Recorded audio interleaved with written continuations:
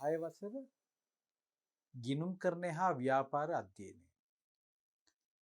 අපි මේ සාකච්ඡා කරමින් සිටින්නේ ව්‍යාපාරයක භාවිතා වන මූලික සටහන් පොත්පත් කියන ප්‍රධාන මාතෘකාව යටතේ.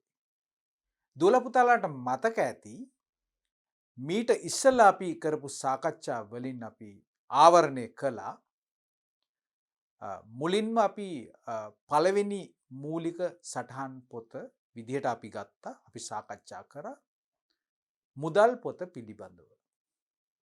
දෙවනුව අපි සාකච්ඡා කරා සුළු මුදල් පොත පිළිබඳව. එමනම් අපි දැන් මේ සාකච්ඡාව ගෙනියන්නේ එකේ තුන්වන මූලික සටහන් පොත වන මුදල් පොත පිළිබඳව. එතන මුදල් පොත පිළිබඳව ඔයගොල්ලන්ට මතක තියෙනවා නම් අපේ විෂය නිර්දේශය තුල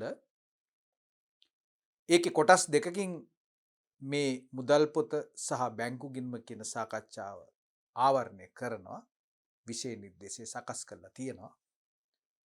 එතකොට මේකේ පළවෙනි කොටස අප මේ වන විටත් අපි පරිච්ඡේද 5කින් අපි සාකච්ඡා කළා. මුදල් පොතේ ගනුදෙනු කෙසේද අපි සටහන් කරන්නේ? මුදල් පොත කියලා කියන්නේ කුමන වර්ගයේ ගිණුමක්ද? ගිණුම් කරන වර්ගීකරණය අනුව පස්සේ හර සහ බැර සටහන් සකස් වන ආකාරය ඊළඟට මුදල් පොතට මේ වට්ටම් සම්බන්ධ වන විට වට්ටම් තීරුවක් සහිතව අපි මුදල් පොත කොහොමද නඩත්තු කරන්නේ? ලද වට්ටම් ඒ වගේම දුන් වට්ටම් යනාදී වශයෙන් ඊළඟට අපි කතා කරා මුදල් පොත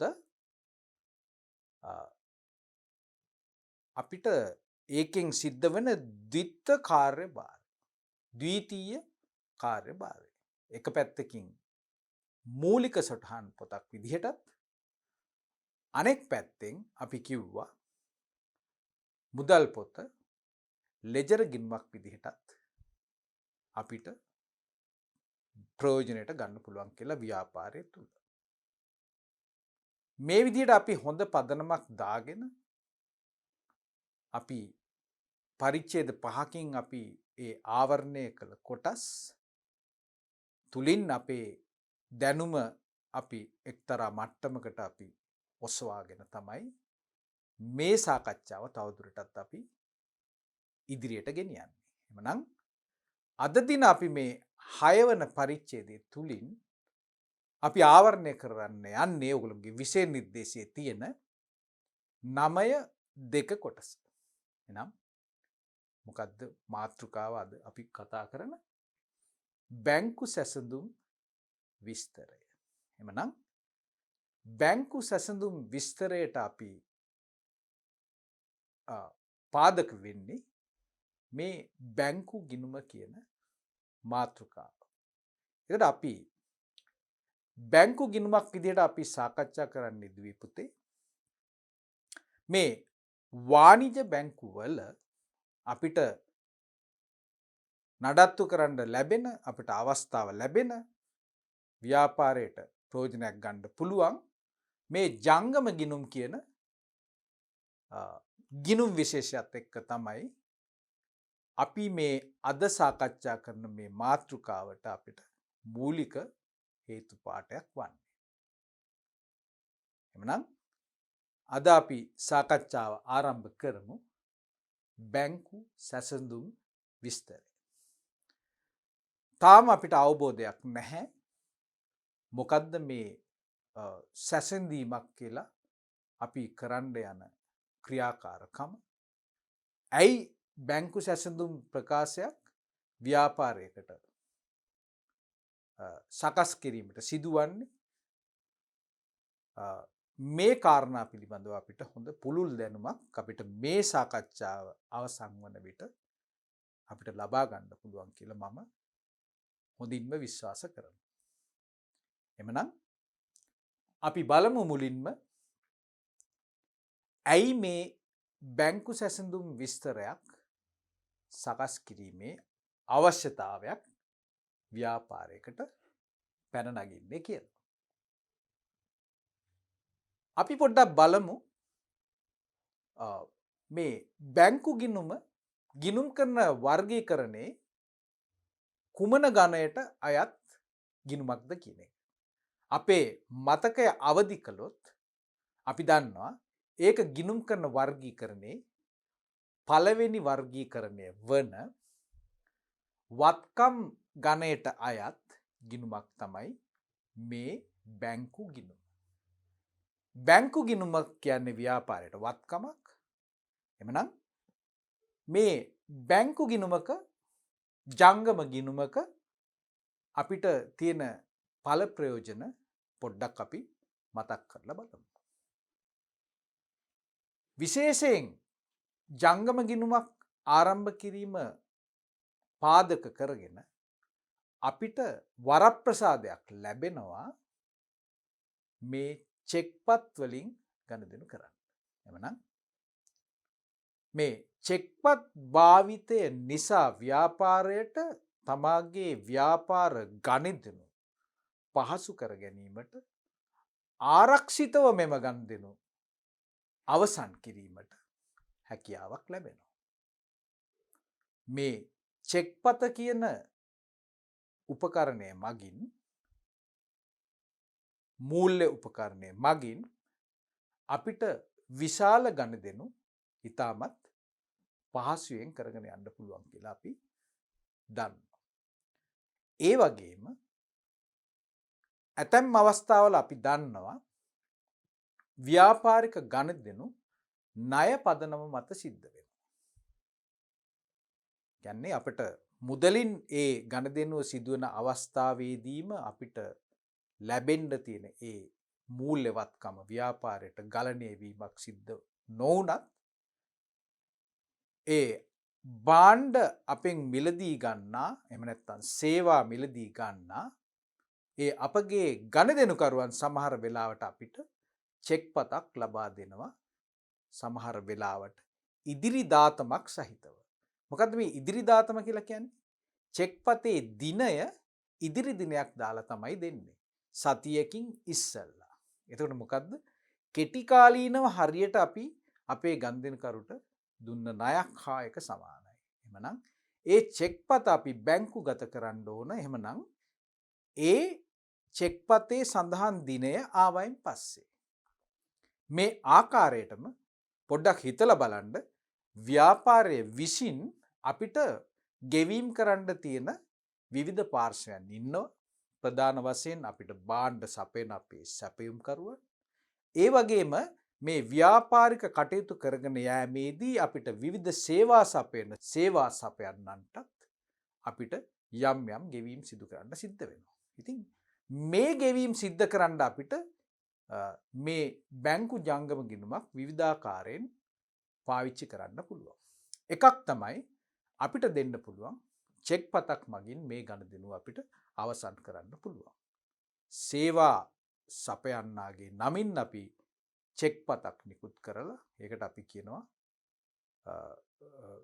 බැංකු අනකරයක් කියලා. බැංකුවේ තියෙන ජංගම ගිණුම භාවිතා කරලා ඒ ගෙවීම සිද්ධ කරන්න කියලා අපි බැංකුවට දෙන නියෝගයක් තමයි චෙක්පතක් කියලා කියන්නේ. එහෙමත් නැත්නම් අර ඉස්සෙල්ලා අපි කිව්වා වගේ අපිට සතියක් දෙකක් ඉදිරි දිනයක් දාලා අපි චෙක්පත් නිකුත් කිරීමක් සිද්ධ කරනවා. ව්‍යාපාරයේ පොත්පත්වල මේක ගෙවීමක් විදිහට සටහන් කරනවා. ගෙවීම් ලාභියා ඒ නියමිත දිනය ආවයින් පස්සේ තමයි බැංකුවට මේ චෙක්පත ඉදිරිපත් කරලා තමාට ලැබිය යුතු ඒ ගෙවීම ලබා ගන්න පුළුවන් වෙන්නේ. එතකොට ඒක තමයි අපි කියන්නේ චෙක්පත් වලින් ගනුදෙනු කිරීමේ හැකියාව.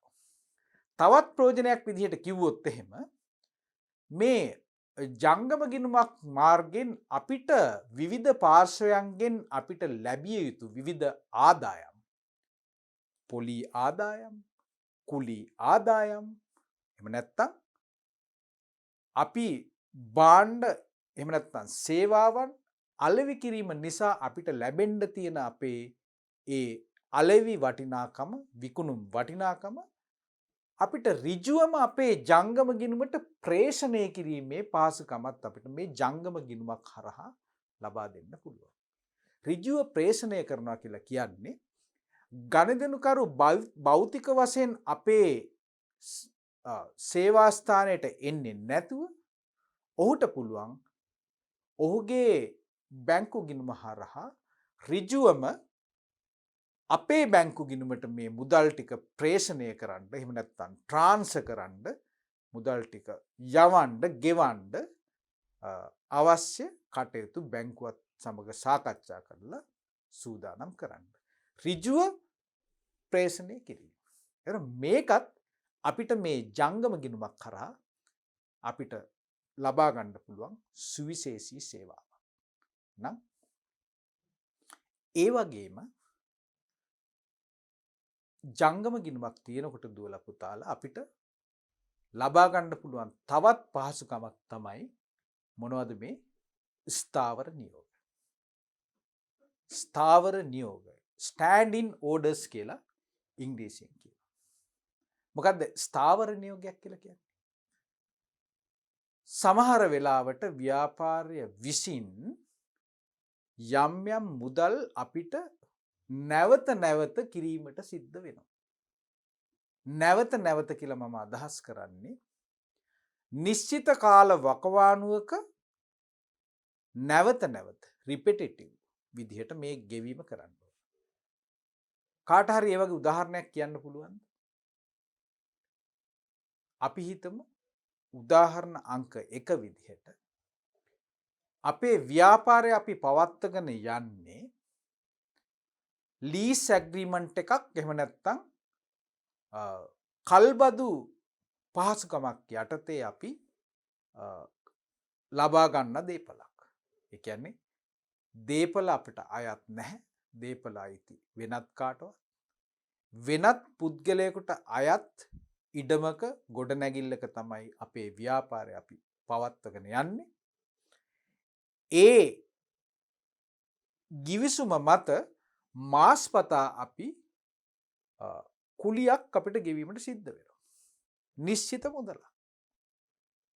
එතකොට මේ ගණදෙනුව අපි දන්නවා හැම මාසයකම ඒ නිශ්චිත දිනයකදී අපි හිතමු ගිවිසුම අනුව අපි මේ ගෙවීම කරන්න තියෙන්නේ අපි හිතමු මාසයේ අන්තිම දවසේ එහෙම නැත්නම් 31 වෙනිදා එහෙම නැත්නම් 30 වෙනිදා වැඩ කරන අන්තිම දවසේ අපි මේ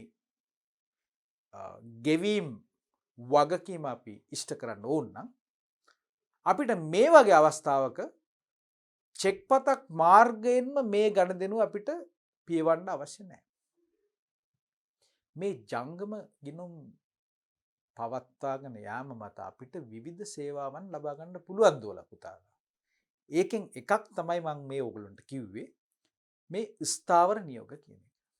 එහෙනම් මොකද්ද ස්ථාවර නියෝගයක් කියලා කියන්නේ? අපි බැංකුවට කියනවා හැම මාසකම මෙන්න මේ දවසේ මෙන්න මේ ගෙවීම් ලාභියාට ඔහුගේ මෙන්න මේ බැංකුවේ මෙන්න මේ ගිණුමට සෑම මාසක් අවසාන දිනයේදීම මෙන්න මේ ගාණ ගෙවන්න. උදාහරණයක් විදිහට රුපියල් 50000ක්.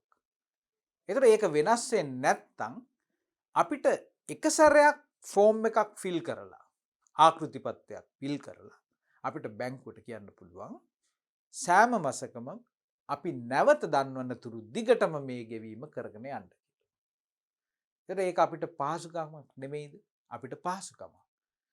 එතකොට ඒ ගණදෙනුව කිරීමේ වගකීම අපි බැංකුවට දෙනවා.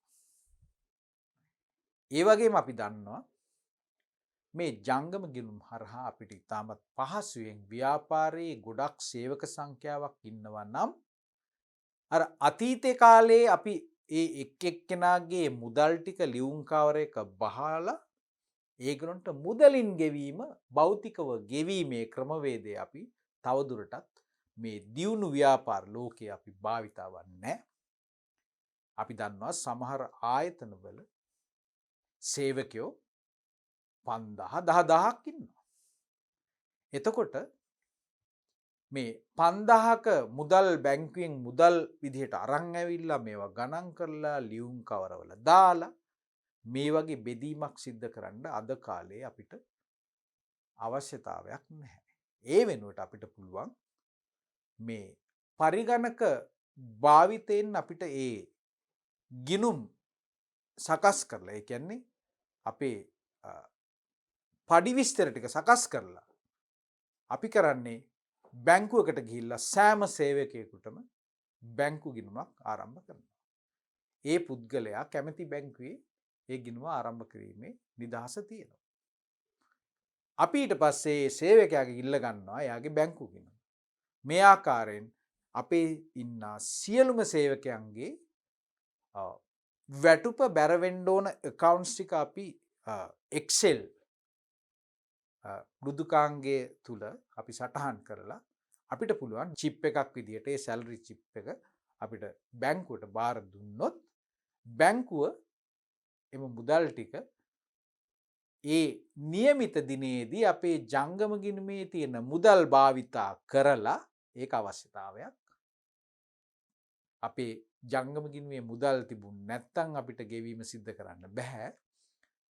ආයතනයේ විසින් ප්‍රමාණවත් මුදලක් ගිණුමේ තියෙනවා නම් මේ වැටුප් ගෙවීම ඉතාමත් පහසුවෙන් කරන්න පුළුවන්.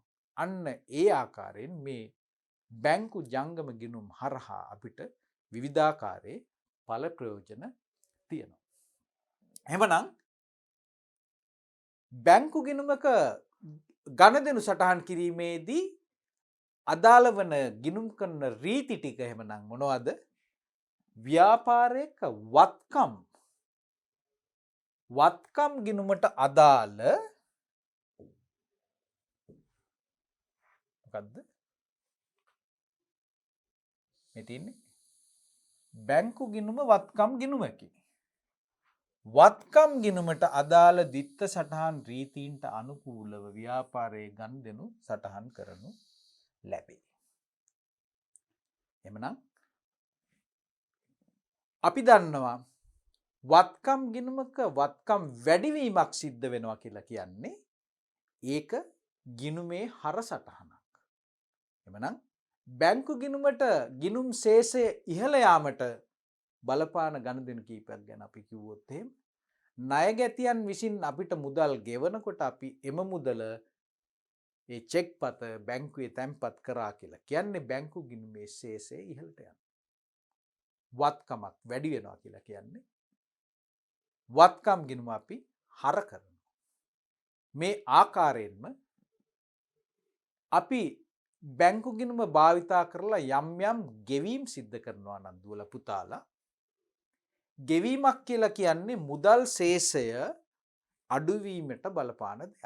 ඒ කියන්නේ ව්‍යාපාරයේ ලාච්චුවේ තිබ්බනම් ඒ ලාච්චුවෙන් අපි මුදල් අරගෙන අපි මුදල් ගෙවීමක් සිද්ධ කරනවා. ඒ ආකාරයෙන්ම අපි ජංගම ගිණුමක් භාවිතා කරලා චෙක් පතකින් එහෙම නැත්නම් ස්ථාවර නියෝගයකින් අපි යම්කිසි ගෙවීමක් සිද්ධ කරනවා නම් බැංකු ගිණුමේ ඇති මුදල් ශේෂය පහළ යෑමට ඒක බලපානවා. එහෙමනම් අපි ගෙවීමක් එහෙමනම් බැංකු ගිණුමේ අපි මොකද්ද කරන්නේ? බැංකු ගිණුමට බැර කරනවා. එහෙමනම් බැංකු ගිණුමට අදාළ හර බැර රීතීන් තමයි ක්‍රියාත්මක වන්නේ. එතකොට අපි තාම අපේ මාතෘකාවට ආවේ නැහැ. නමුත් ව්‍යාපාරයකට ඉතාමත් වැදගත්කමක් තියෙනවා. මොකද්ද? මේ බැංකු ගිණුමේ තියෙන ශේෂය අපි ඒක නිවැරදි බවට අපිට තහවුරු කරගන්න පුළුවන් හැකියාවක් තියෙන්න ඕන. ඒ පාලන මෙවලමක් විදිහට ව්‍යාපාරයේ සිටින ගණකාධිකාරිවරයා නිරන්තරයෙන්ම දැනගෙන ඉන්න ඕන බැංකු ගිණුමේ තියෙන භෞතික ශේෂය කොච්චරද කියලා. භෞතික ශේෂය විතරක් නෙමෙයි දුවලා පුතාලා. භෞතිකව ශේෂය කොපමණ මුදලක් තිබ්බත් සමහර වෙලාවට අපිට අලුතෙන් ගෙවීමක් සිද්ධ කරන්න නම් ඇත්තටම බැංකු ගිණුමේ තියෙන්න ඕන ශේෂය මොකක්ද කියලා අපි හරියටම දැනගන්න ඕන. මං හිතන්නේ මං කිව්ව දේ ඔයගොල්ලන්ට පැහැදිලිව නැතුව ඇති. අපි හිතමු බැංකු ගිණුමේ තියෙනවා වාසිදායක ශේෂයක්. වාසිදායක ශේෂයට අපි කියන්නේ හර ශේෂයක් කියලා. රුපියල් ලක්ෂයක් තියෙනවා. රුපියල් ලක්ෂයක්. අපි හිතමු ගෙවීමක් සිද්ධ කරන්න මම මේ රුපියල් ලක්ෂයෙන් 50,000ක චෙක් පතක් නිකුත් කරනවා. 50,000ක චෙක් පතක් නිකුත් කරනවා. එතකොට දැන් කීයද ඇත්තටම තියෙන ශේෂය? ඇත්තටම තියෙන ශේෂය මම අහන්නේ. අපි මේ චෙක් පත ලියන මොහොතේදී මේ 50,000 දෙන්නේ අපි හිතමු අපේ ණය හිමියෙකුට කියලා. ණය හිමියෙකුට අපි අද දිනේ දාලා චෙක් පතක් නිකුත් කරනවා රුපියල් 50,000ක. ලක්ෂයක් ගිණුමේ ශේෂය තියෙනවා 50,000ක චෙක් පතක් අපි දෙනවා.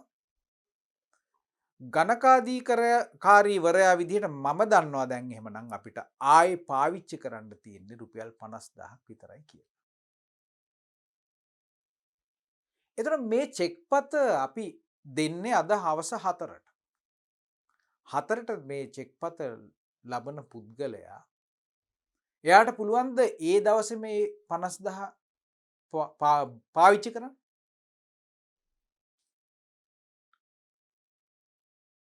අපි කිව්වා හවස 4ට දුන්නේ කියලා.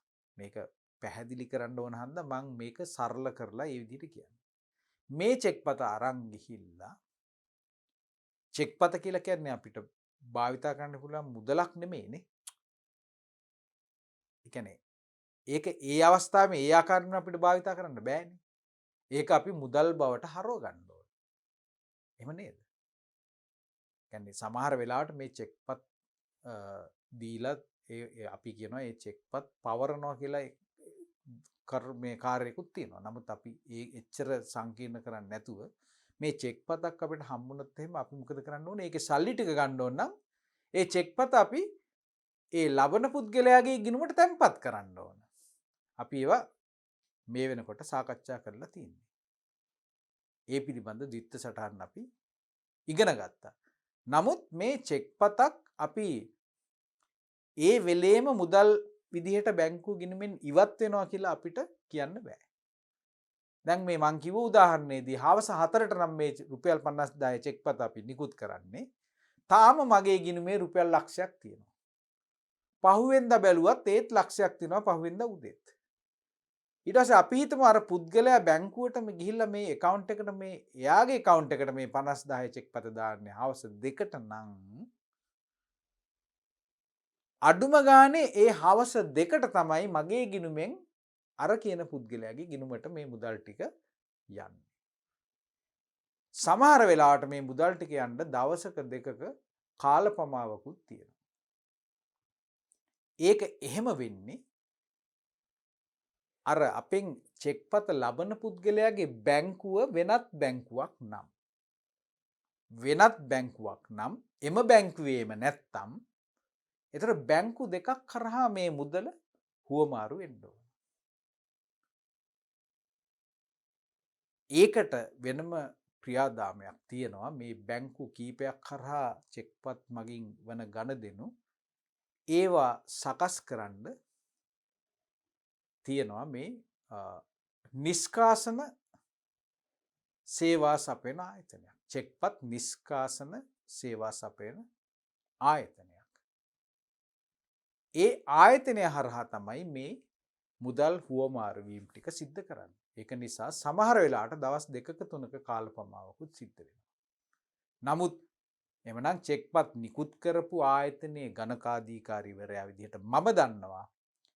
ඇත්තටම දැන් මම මගේ මුදල් විදිහට තින්නේ රුපියල් 50,000යි. නමුත් රුපියල් ලක්ෂයක් තාම ශේෂයක් පෙන්නුම් කරනවා. මොකද අර නිකුත් කරපු චෙක් පතේ මුදල් ටික තාම ඉවත් වෙලා නැති නිසා. දැන් බලන්න මේ ජංගම ගිණුම කියන එක අපි ඒක ව්‍යාපාරයේ පැත්තෙන් ගත්තොත් එහෙම අපි ඒකට කියනවා මොකද්ද? බැංකු ගිණුම කියලා. ව්‍යාපාරයේ පැත්තෙන් ගත්තොත් අපි ඒකට කියන්නේ බැංකු ගිණුම කියලා. අපි ඒක මෙන්න මේ විදිහට ලියමු.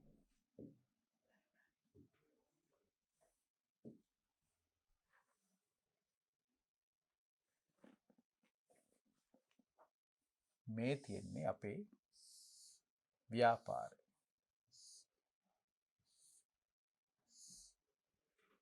එතකොට ව්‍යාපාරය ඒ වගේම අනෙකුත් ආයතනය තමයි මොකද්ද?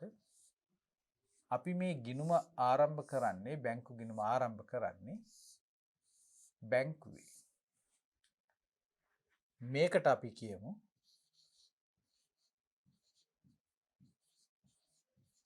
බිස්නස් එක, මේක බැංක් එක.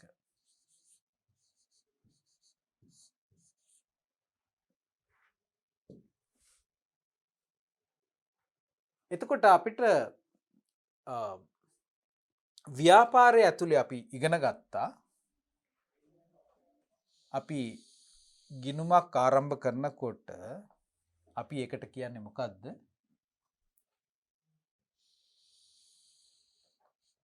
මේකට අපි කියනවා බැංකු ගිණුම කියලා.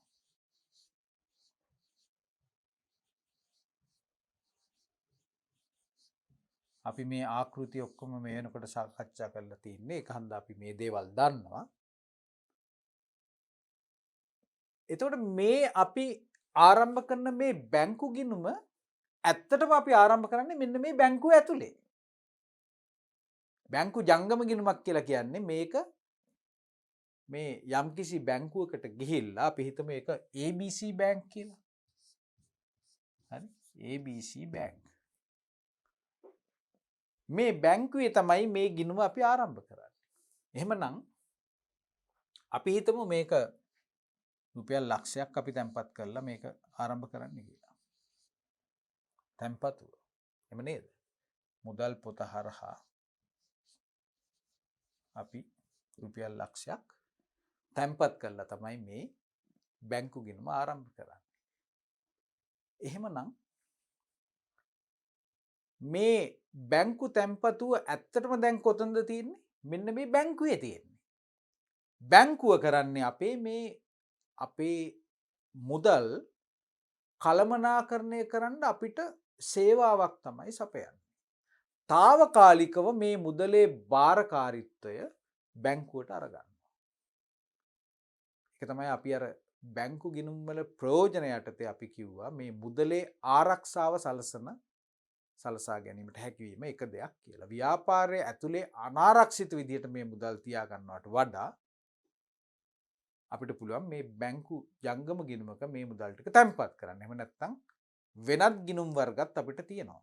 අපි කරන්නේ ගණදෙනු රාශියක් සිද්ධ වෙන නිසා එක පැත්තකින් අපිට මුදල් එනවා ඊළඟ දවසේ අපි ගෙවීම් කරන්න ඕන. ඊටමත් මේ කෙටි කාලයක් තුල එනවා, ගෙවනවා, ලැබෙනවා, අපහු ගෙවනවා. මේ වගේ ගණදෙනු රාශියක් සිද්ධ වෙනකොට තමයි දරුවනේ අපි ජංගම ගිණුමක් ආරම්භ කරන්නේ. මොකද අපි කිව්වා ජංගම ගිණුමක තියෙන මුදල් වලට අපිට පොලි ප්‍රතිලාභයක් ලැබෙන්නේ නැහැ කියලා. ඉතිරි කිරීමේ ගිණුමක තියෙන ඒවට අපිට පොලි ප්‍රතිලාභයක් ලැබෙනවා. එහෙමනම් ඉතින් කාට හරි ප්‍රශ්නයක් අහන්න පුළුවන්. ඇයි එහෙමනම් අපි ඇයි මේ ජංගම ගිණුම් ආරම්භ කරන්නේ කියලා. ඒකට හේතු තමයි මම ඉස්සෙල්ලා ඔයගොල්ලන්ට කිව්වේ. මේ මුදල් අපිට ලැබෙනවා වගේම විවිධාකාරයේ ගෙවීම් සිද්ධ කරන්නත් සිද්ධ වෙනවා. එකම දවස ඇතුලේ ලැබෙනවා, ගෙවනවා. චෙක්පත් මගින් ලැබෙන ගණදෙනු, ගෙවන ගණදෙනු රාශියක් සිද්ධ වෙනවා. ඉතින් මේවා අපි තුලනය කරනකොට සමහර වෙලාවට විශාල මුදලක් බැංකු ගිණුම ඇතුලේ ඉතුරු වෙන්නේ නැති අවස්ථාවක් වෙන්න පුළුවන්. එහෙම තිබ්බත් ඒක తాවකාලික දෙයක් වෙන්න පුළුවන්. ඔයගොල්ලෝ මතක ඇති අපි මේ න්‍යායාත්මක කරුණු අධ්‍යයනයේදී අපි ඉගෙන ගත්ත බැංකු අයිරාවක් බවට උනත් මේ ශේෂයපත් වෙන්න පුළුවන් කියලා. මම මතක් කරන්නම් මොකද්ද අයිරාව කියන්නේ කියලා. අපේ බැංකු ගිණුමේ තියෙන ශේෂය ඉක්මවා අපි ගෙවීම් සිද්ධ කරොත් එතෙන්දී අපිට බැංකු ගිණුමේ ඍණ ශේෂයක් තමයි ඉතුරු වෙන්නේ. අවාසිදායක ශේෂයක්.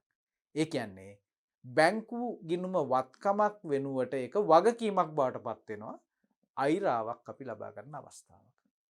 අන්න ඒකයි අපි කිව්වේ මේ ජංගම ගිණුම් අපිට විවිධාකාරයේ ප්‍රයෝජන ලබා දෙන දෙයක් නිසා අපි ඒක ජංගම ගිණුමක් අපි නඩත්තු කරන්නේ හුදෙක්ම ඒ සඳහා පොලි ප්‍රතිලාභයක් ලබා ගැනීමේ අරමුණකින් නෙවෙයි.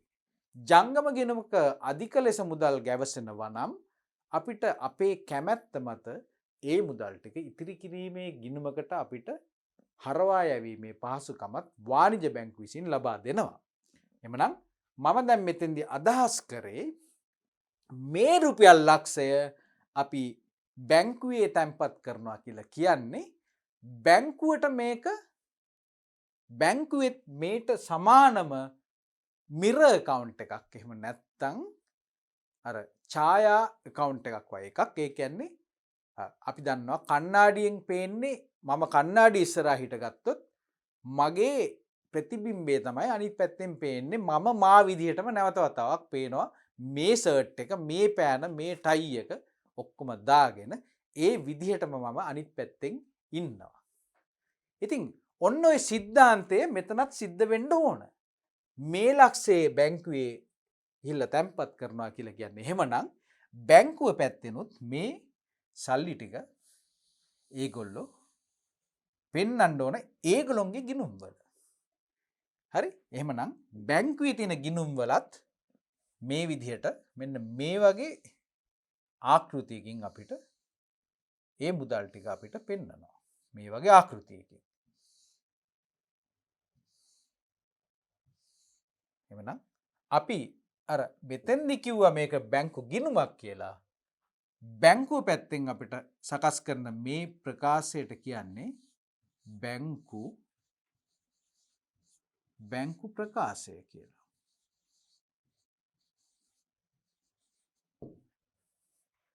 මේකේ මේ විදිහට තියෙනවා.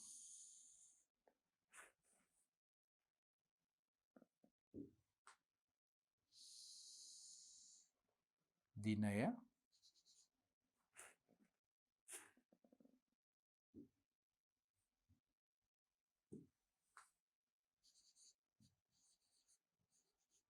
විස්තරය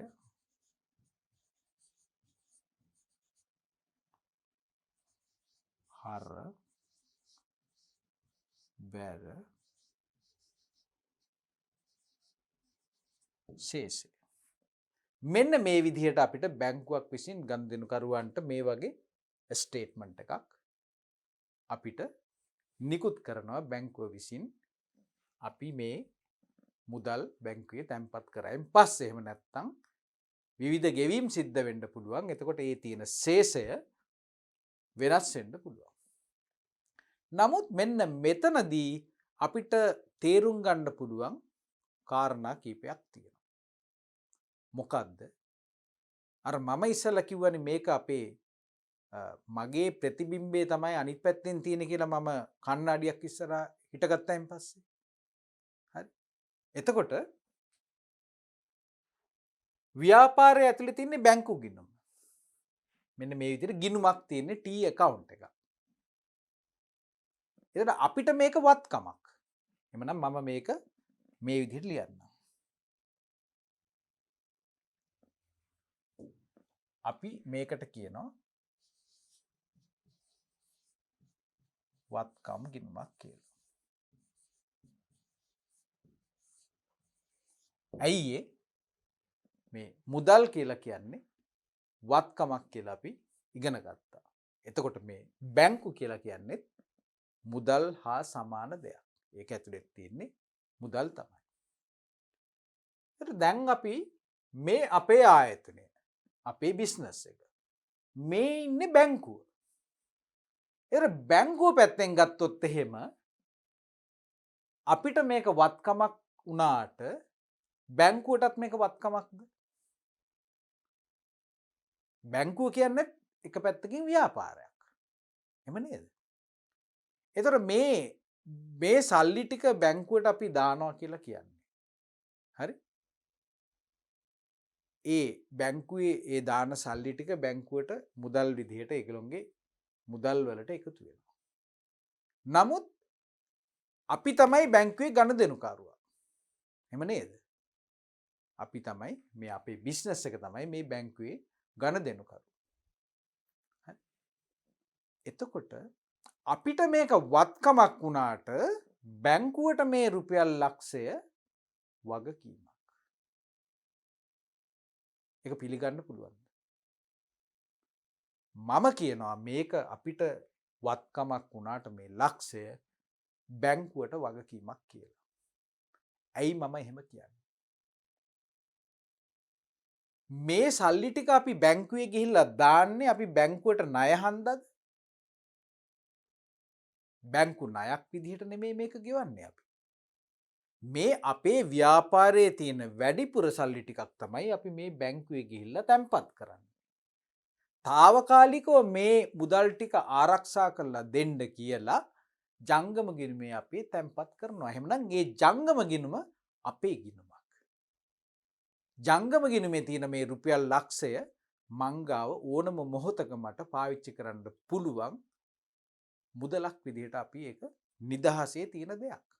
එහෙමනම් බැංකුවට කොහොමද ඒක වත්කමක් වෙන්නේ? අපේ සල්ලි ටික නම් අපි බැංකුවේ ගිහිල්ලා දාන්නේ බැංකුව ඒක ආරක්ෂා කරන්න බැඳිලා ඉන්නවා වගේම මම ඉල්ලන ඕනම මොහොතක මේ මුදල් ටික මට දෙන්න ඕන. මම චෙක් පතක් දීලා අණ කරනවා මේක මේ පුද්ගලයාට මේකෙන් 50000ක් ගෙවන්න කියලා. ඒ මගේ සල්ලි නිසා. මගේ සල්ලි මට නිදහසේ පාවිච්චි කරන්න පුළුවන්. ඒ පිළිබඳ තීරණ ගන්නෙ මම තමයි. එහෙමනම් මේ රුපියල් ලක්ෂය බැංකුවට වගකීමක් කියලා කිව්වොත් ඒක තමයි වඩාත් නිවැරදි. ඇයි මම ඉල්ලන ඕනම මොහොතක මේ මුදල මට දීමට බැංකුව බැඳිලා ඉන්න නිසා.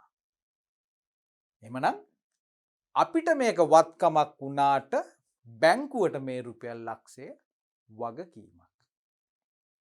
එතකොට මෙතන ඇයි අපිට වැදගත් වෙන්නේ? එක කාර්යයක් හන්දා.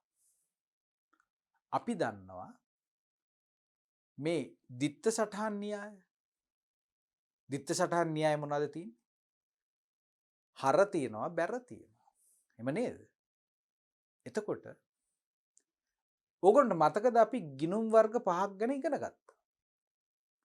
වත්කම් ගිණුම්, ඊට පස්සේ වගකීම්, හිමිකම්, ආදායම්, වියදම්. ගිණුම් කරන වර්ගීකරණය කියන්නේ ඔන්න ඔය පහ. ඒතර ඒකේ දෙවෙනි එක මොකද්ද? වගකීම්. එහෙම නේද? ඕගොල්ලන්ට මතක නේද?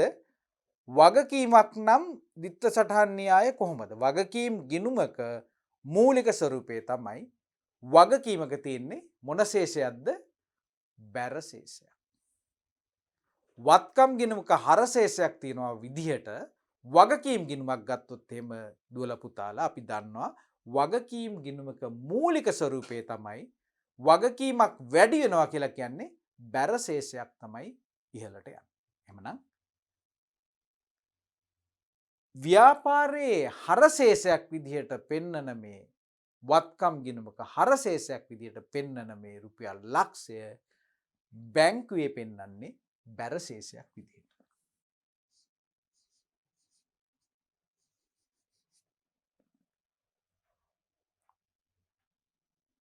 එහෙම නේද? එහෙනම් තැන්පත්. ඒකේ ඒගොල්ලෝ සමහරවිට දානවා ඇත්තේ තැන්පතු කියලා තමයි දාන්නේ. කෑෂ් ඩිපොසිට් මුදල් තැන්පතු තමයි මේ දිනයත් එක්ක දාන්නේ. රුපියල් ලක්ෂයක්. දැන් බලන්න බැංකු ගිණුමේ ආකෘතිය මම ටිකක් වෙනස් විදිහට තමයි ලියලා තියෙන්නේ. මේක T account එකක්ද? නෑ. මේ වගේ දෙපැත්තක් තියෙන account එකක් නෙමෙයි. හරි? මෙන්න මේ වගේ මේක ප්‍රකාශයක් කියලා කියන්නේ ගනුදෙනුකරුවන්ට අපි බැංකුවෙන් මොන හරි බැංක් ස්ටේට්මන්ට් එකක් ඉල්ලුවොත් අපිට මෙන්න මේ වගේ එකක් තමයි දෙන්නේ. ඒකේ තියෙනවා දිනය, විස්තරය, හර කොච්චරද, බැර කොච්චරද, ශේෂය. ඉතින් මේකේ ගනුදෙනු ගොඩක් තියෙනවා නම් මේවා මේ විදිහට පල්ලෙහැට මේ විවිධාකාරයේ හර තියෙනවා තියෙන්න පුළුවන්, බැර තියෙන්න පුළුවන්. එහෙම නේද?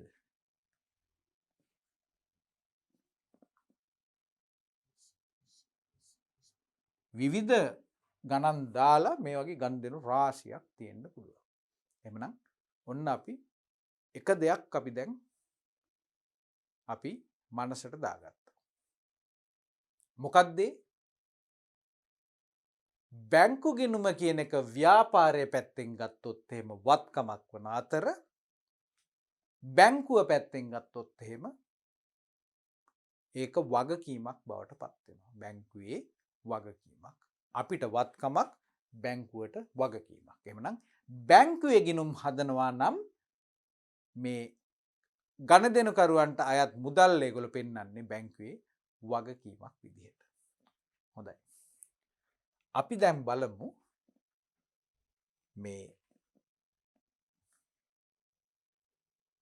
මේ chart එක මේකට අපි අවධානය දැන් යොමු කරමු. මොකද්ද?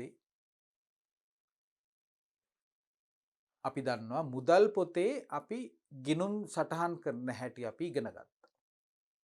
මුදල් පොතට ලැබෙන දේවල් මුදල් පොතට හර කරන බවත්, මුදල් පොතෙන් ගෙවීම් කරනකොට අපි මුදල් පොත බැර කරන බවත්, ඒ වගේම බැංකු ගිණුමක් තියෙනවා නම් බැංකු ගිණුමට ලැබෙන දේවල් බැංකු ගිණුම හරවන බවත්, බැංකු ගිණුමෙන් චෙක්පත් සහ වෙනත් ගෙවීම් සිද්ධ කරනවා නම් ව්‍යාපාරයේ තියෙන බැංකු කියන ලෙජර් ගිණුම බැර කරන බවත් අපි ඉගෙන ගත්තා. ඒ වගේම බැංකු ගාස්තු වගේ දේවල් අය කරලා තියෙනවා නම් අපි ඒක බැංකු ගිණුමේ මොකද්ද කරේ?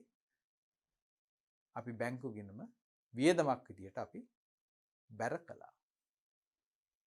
ලැබීම් හරද, ගෙවීම් බැරද, ගාස්තුත් බැරද යනාදී වශයෙන් අපි ගිණුම් ගත කිරීම පිළිබඳව අපි අවබෝධයක් ලබාගෙන තියෙනවා. එහෙමනම් අර මම ඉස්සෙල්ලා කිව්ව ජංගම ගිණුමක ආකෘතිය මෙන්න මේ විදිහට තමයි අපි බැංකු ප්‍රකාශයක් හරහා, බැංක් ස්ටේට්මන්ට් එකක් හරහා අපිට බලා ගන්න පුළුවන්.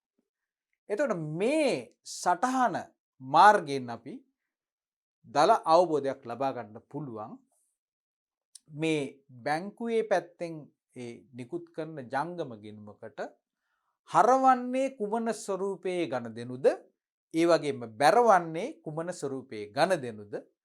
ඒකට සෑම දිනයකම සෑම ගනුදෙනුවක් අවසානයේදීම ශේෂය අපිට ඒක මෙන්න මේ විදිහට අපිට ඒක බලා ගන්න පුළුවන්. අපි ඉස්සරහට ගිහිල්ලා අපි බලා ගමු බැංක් ස්ටේට්මන්ට් එක ආකෘතියකුත් අපිට දැක ගන්න පුළුවන්. දුවලා පුතාලගේ පෙළ පොතේ මේ ආකෘතීන් අපිට සියල්ල සපයලා තියෙනවා. ඒක හන්දා අපි මේ ඕගලන්ට මේ පාඩම පැහැදිලි කිරීමේදීත් මේ දේවල් අපි භාවිතා කරනවා. එමනම් අපි අර රුපියල් ලක්ෂය කියන උදාහරණයේ විදිහට ගත්තොත් එහෙම මෙතන ශේෂයක් එනවා රුපියල් ලක්ෂයයි කියලා. දැන් අපි බලමු මුදල් තැන්පත් කරොත් බැංකුව ඇතුලේ කුමක්ද සිද්ධ වෙන්නේ කියලා. කවුද මුදල් තැන්පත් කරන්නේ? අපේ ව්‍යාපාරයේ විසින් අපේ වැඩිපුර තියෙන මුදල් අපි බැංකුවේ තැන්පත් කරනවා.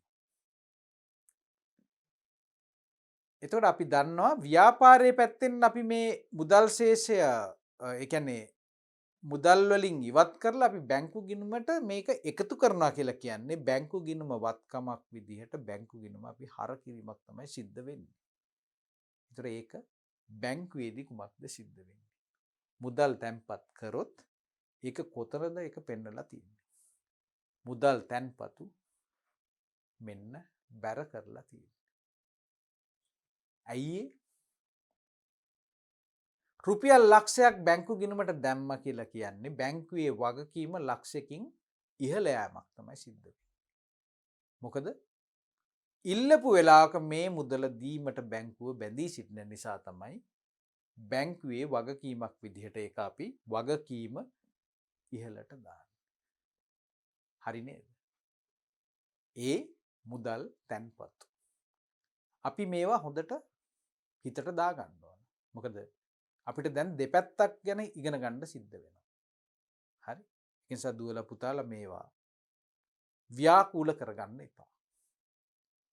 හොඳින් මේ න්‍යායාත්මක කරුණු අපේ මනසට අපි දාගත්තොත් තමයි අපිට මේ විභාගයේදී අපිට ලැබෙන ගැටලු අපිට නිර්වෝල් මනසකින් අපිට විසඳන්න පුළුවන් හැකියාව ලැබෙන්නේ. ඒක නිසා මම ඉතාමත් සරලව ඕගලන්ට කියලා දෙනවා.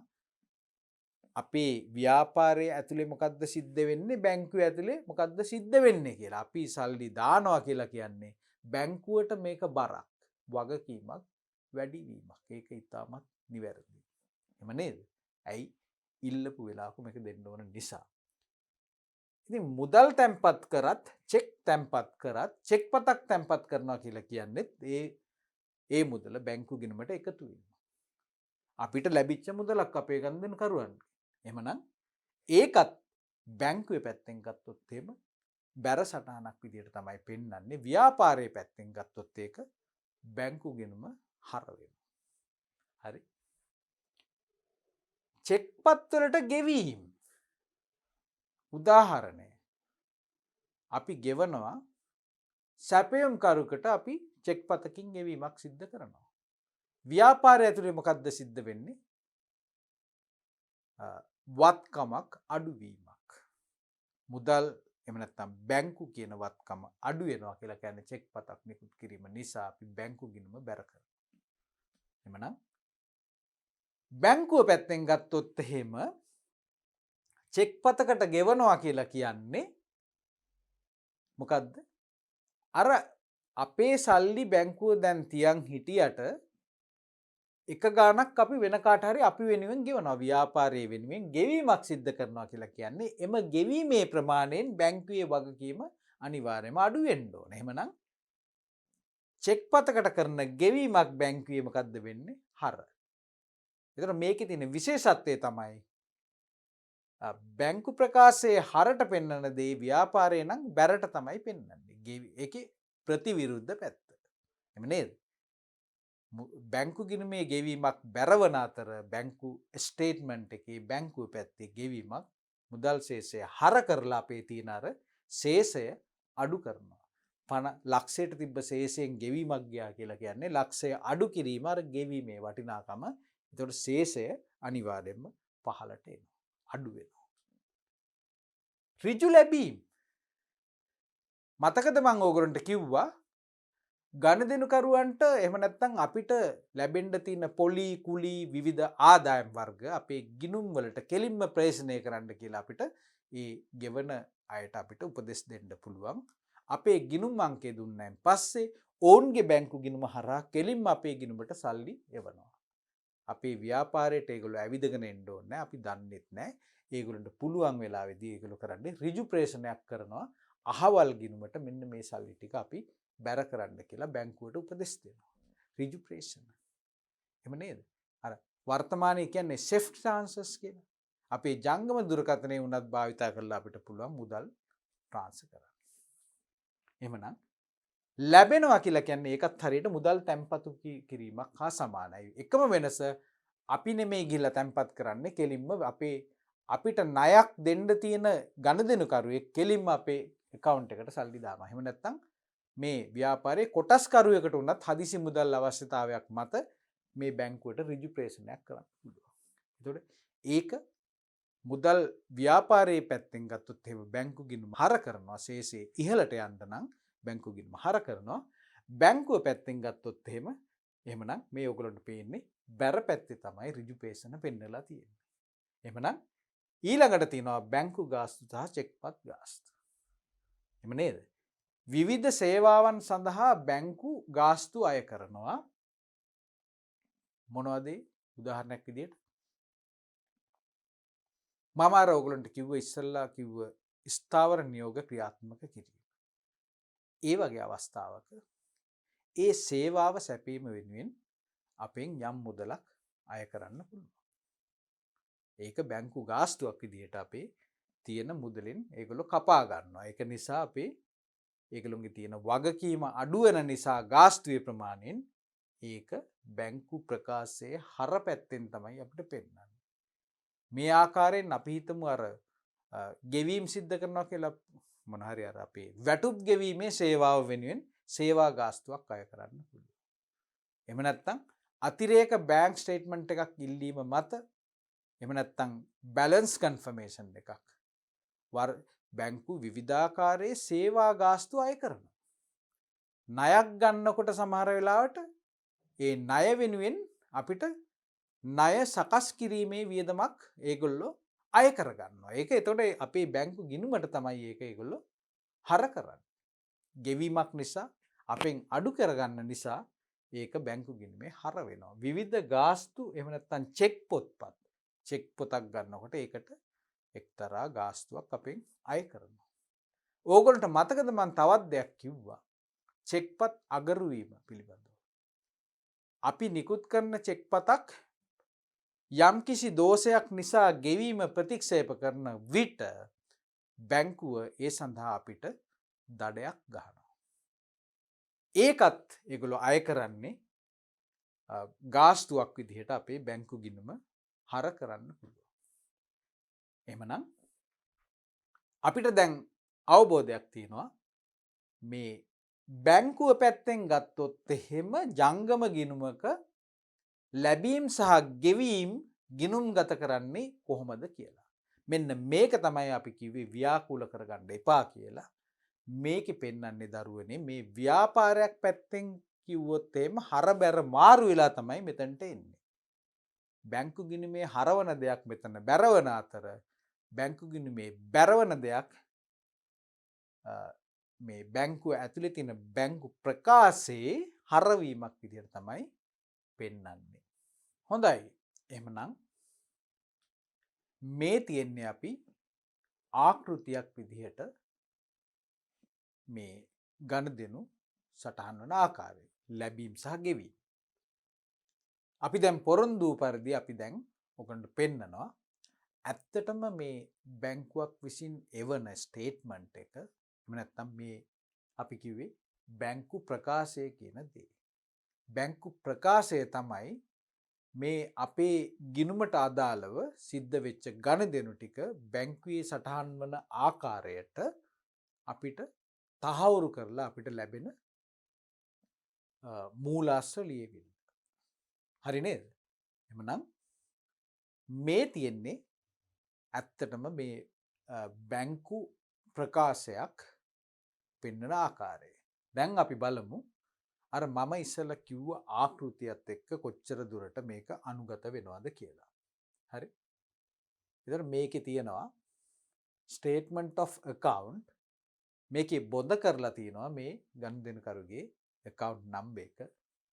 ඒ වගේම මේ බැංකුවත් අපි මොකද්ද කියලා අපි පෙන්වන්නේ නැහැ. මේක ඇත්තම account එකක් වුණාට රහස්‍යභාවයේ තියෙන නිසා අපි මෙතන බොඳ කරලා තමයි ඒක පෙන්වන්නේ. account number එකත් අපි පෙන්වන්නේ නැහැ. මෙතන account ඒ කියන්නේ ගිණුම හිමි එක්කෙනාගේ නම මේකේ සඳහන් වෙන්න ඕන. ඒක නිසා අපි ඒවා බොඳ කරලා තියෙනවා. ඒ වගේම මේක මේ ඩේට් එකක් තියෙනවා කවද්ද මේක මේ බැංකු ප්‍රකාශය නිකුත් කරන්න කියලා. අනෙක් වැදගත් ලක්ෂණය තමයි මේ කරන්සි කියන එක. කරන්සි කියලා කියන්නේ LKR කියලා කියන්නේ රුපියල් කියන එක තමයි ඒකෙන් අපිට ගම්ම්‍ය වෙන්නේ. එhmenan මේ තියෙන්නේ ඇත්තම බැංකු ප්‍රකාශයක්. මම එහෙමනම් අපේ දුවලා පුතාලගෙන් ඉල්ලා සිටිනවා ඕගොල්ලන්ගේ ඇති දෙමව්පිය සමහර වෙලාවට ව්‍යාපාර කරන. තවත් සමහර වෙලාවට ඕගොල්ලන්ගේ දෙමාපියන්ගේ ජංගම ගිණුමක් සමහරලාට ඒගොල්ලෝ භාවිතා කරනවා ඇති. එහෙනම් අහලා බලන්න ජංගම ගිණුමක් දෙමාපියෝ විසින් පාවිච්චි කරනවාද කියලා. ඒකට පිළිතුර ඔව් නම් ඕගොල්ලෝ ඉල්ලගන්න බැංක් ස්ටේට්මන්ට් එක මට පොඩ්ඩක් බලන්න දෙන්න කියලා. ඊට පස්සේ මේ ස්ටේට්මන්ට් එක අරගෙන පොඩ්ඩක් මේක කියවලා බලන්න මේකේ තියෙන දේවල් මොනවද කියලා මේ විදිහට පෙන්නනවාද කියලා. හරි නේද? හරි. එහෙනම් අපි මේක පොඩ්ඩක් බලමු මේක ඇතුලේ තියෙන මේ ගණදෙනු මොනවද කියලා. එහෙනම් මේකේ තියෙන හෙඩින්ස් ටික එහෙම නැත්නම් ශීර්ෂ ටික දිනය particulars කියලා කියන්නේ විස්තරය කියන එකට විස්තරය payments receipts සහ balance කියලා කියන්නේ ශේෂය. හරි. එතකොට මේ අපි දන්නවා මේ බැංකු ගිණුම් ඉංග්‍රීසි භාෂාවෙන් තමයි අපිට ලැබෙන්නේ බොහෝ විට. right? එමනම් මේකේ තියෙන ඇතුලේ තියෙන ගනුදෙනු දිහා බැලුවොත් එහෙම මේ මෙතන තියෙනවා cash deposit. cash deposit. cash deposit එකක් කොතනටද යන්නේ? ඔන්න මම මේක අරන් යනවා. කොතනින්ද පෙන්වන්නේ කියලා. මෙන්න ගණන්. මෙතනදී නතර වෙනවා. හරිද? එවනම් මේක පෙන්වන්නේ මොකක් විදිහටද? මෙන්න මේ receipts ලැබීම්. එහෙම නේද? ලැබීම් කියන එක මේක තමයි අපි අර ඉස්සලා එකේදී අපි කිව්වේ බැර කියලා. මේ ආකෘතිය. ලැබීම් සහ ගෙවීම්. හර කියලා කියන්නේ මොනවා හරි බැංකු ගිණුමේ තියෙන ශේෂය පහලට යන්න බලපාන දේවල්. බැංකුව පැත්තෙන් තමාගේ වගකීම අඩු කරගන්න හේතුවක් වෙනවා. යම්කිසි ගෙවීමක් කාට හරි කරනවා නම් අපේ ජංගම ගිණුමේ තියෙන ශේෂය භාවිතා කරලා. එහෙමනම් හර සහ බැර කියන එක ඇත්තටම බැංක් ස්ටේට්මන්ට් එකක payments සහ receipts. payments කියලා කියන්නේ ගෙවීම්, receipts කියලා කියන්නේ ලැබීම් කියන විදිහට තමයි පෙන්වන්නේ. එහෙමනම් ලැබීම් නම් බැර කියලා මතක තියාගන්න. මේක බැංකු ගිණුමක නම් මේක මොකද්ද? බැර. බැර. මේක හර. ඔන්න මතක තියාගන්න. අපි දන්නේ හර බැර කියලා කියන්නේ. ඒක නිසා ඔන්න අපි මේක සමාන කරගත්තා. ගෙවීමක් නම් හරද ලැබීමක් නම් බැරද වෙන බව. හරිනේ. බැංකුව පැත්තෙන් ගත්තොත් එහෙම වගකීමක් බවට පත් වෙනවා සල්ලි දැම්මොත් එහෙම. මේ අවස්ථාවේදී රුපියල් 13000ක් ගනුදෙනුකරු තැන්පත් කරනවා කියලා කියන්නේ බැංකුව ණය වෙනවා අපිට රුපියල් 13000ක්. ඕනම අවස්ථාවක මේ 13000 අපිට දීමට බැඳීමක් සිටින නිසා තමයි මේක සිද්ධ වෙන්නේ. හරි. ඊළඟට බලන්න මේ ආරම්භක ශේෂය. ආරම්භක ශේෂය මේක කීයක් තියෙනවද? 34654යි 710යි. නේද? 34654යි 710යි. right? එතකොට මේක කියනවා මොකද්ද සිද්ධ වෙන්නේ? DR කියලා දාලා තියෙනවා. DR. මොකද DR කියලා කියන්නේ? ඩෙබිට් කියන එක තමයි. ඩෙබිට් කියන එක. එහෙම නැත්නම් හර කියන එකට තමයි මේ දාලා තියෙන්නේ DR කියන වචනේ. ඒකට හැමතැනම මේක DRද? ඔව් නෑ. එහෙමත් නෑ. මේ සමහර තැන්වලදී මොකක්ද වෙලා තියෙන්නේ? DR නැතුව තියෙනවා. ඇයි ඒ? DR නැතුව තියෙන්නේ. එහෙමනම් ඒක DR නෑ කියලා කියන්නේ අර DR කියන එක අයින් හර කියන එක ඉවත් වෙලා බැරශේෂයක් කියන එක තමයි මෙතන පෙන්වන්න කරන්නේ. බැංකුව පැත්තෙන් ගත්තොත් එහෙම දුවලා පුතාලා බැංකු ගිණුමක සාමාන්‍යයෙන් අපේ බැංකු ගිණුමේ අපේ තියෙනවා නම් හර ශේෂයක් වාසිදායක ශේෂයක් බැංකු ප්‍රකාශයක පෙන්වන්නේ වාසිදායක ශේෂයක් ක්‍රෙඩිට් බැලන්ස් එකක් විදිහට. එමනම් මේ අපිට මේ ලැබිලා තියෙන ස්ටේට්මන්ට් එකේ හැටියට මේකේ තියෙන්නේ කුමන ශේෂයක්ද? DR කියලා කියන්නේ අපේ බැංකු ලෙජර් ගිණුම ගත්තොත් එහෙම ඒකේ තියෙන්නේ බැර ශේෂයක්. ඒකට අපි කිව්වා බැංකු අයිරාවක් කියලා. හරි නේද? ඔන්න අපි දැන් බලමු ඒක එහෙමමද කියලා අපි පොඩ්ඩක් තහවුරු කරගන්න බලමු. මොකද්ද? 34654යි 10ක ඒක මම මේ පැත්තෙන් ලියන්න. හරි. 34යි 654යි 10යි. මේකට කියනවා DR ඩෙබිට් ශේෂයක් කියලා. හර ශේෂයක් කියලා. නම් මේක තමයි අපේ ශේෂය. 34654යි 10ක්. මොකද්ද මේක? අවාසිදායක ශේෂයක්. බැංකු අයිරාවක්. එහෙම බැංකු අයිරාවක් තියෙන අවස්ථාවක ඊළඟ දවසේ 7.31 අයිරාවක් තියෙනවා 8.1. එතකොට මොකද්ද වෙන්නේ? අපි ගිහිල්ලා මුදලක් තැන්පත් කරනවා රුපියල් 13000ක. මේ තියෙන්නේ මොකද්ද මේ තියෙන්නේ? Cash deposit.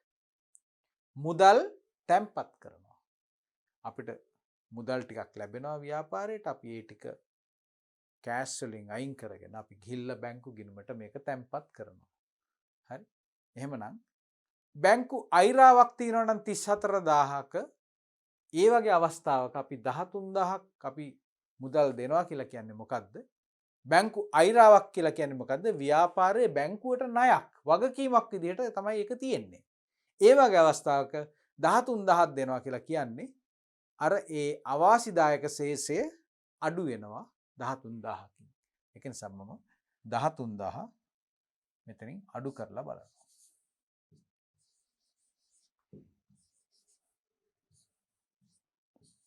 10යි 4යි 5යි 6යි 4න් 3ක් 1යි